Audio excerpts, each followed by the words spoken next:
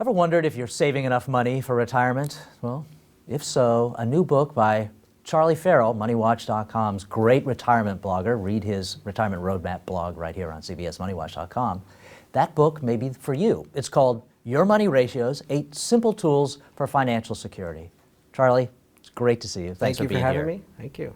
Now, the premise of your book, that you can organize your financial life by ratios, draws a lot from business. Explain it. Well, in the field of corporate finance and tax, we're always using financial ratios to assess the health of a company. And in the field of personal finance, I just started playing around with some ideas on personal financial ratios and wondering if I could develop a series of ratios that would make it easier for people to determine, are they living a healthy financial life and are they basically on track for retirement? Okay, good. Let's talk about the keynote. The key ratio, which is the capital to income ratio. It tells you how much money you need to have saved to retire well. Right. So the capital to income ratio is a ratio of your income to the amount of capital or financial assets that you have. And it tells you at every age where you should be. So let's just use a simple example. Let's say we have someone who is 40 years of age and they have $100,000 worth of household income. They should have financial assets, so assets in your 401k or your retirement plan or your savings account of about 2.4 times your pay. So that would be $240,000. And ultimately, the goal is to reach mid-60s with 12 times your pay in capital.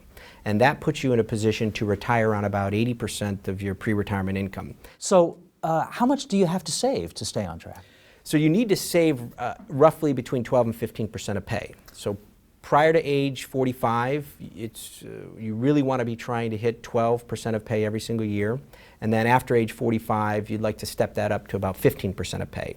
Good. All right. Well, what is it that keeps people from being able to stay on track, most of all? Most of all, it's housing. That primarily people have taken on too much mortgage debt. And if you go back to the early 70s, the savings rate in America was somewhere between 10 and 12% of pay. And the average house cost about 2.1 to 2.2 times pay, which is roughly in line with my ratios. And what happened over the years is the cost of housing kept creeping up.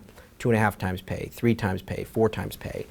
And when it goes to about 4 times pay, it begins to consume about 30% of your household income.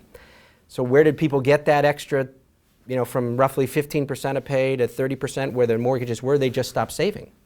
And so the mortgage has crowded out all of our other financial objectives. The goal of housing should be to buy a modest home that you can reasonably afford, where the mortgage is low enough that it allows you enough room in your budget to save 12 to 15% of pay, get it paid off by the time you're 65 so you have a rent-free place to live, which gives you far more flexibility to live off the returns of your financial assets in retirement. That is another one of your principles, no debt in retirement. Yes. One of the most interesting ratios in your book is the investment ratio. You recommend a much more conservative portfolio than most people do. Why?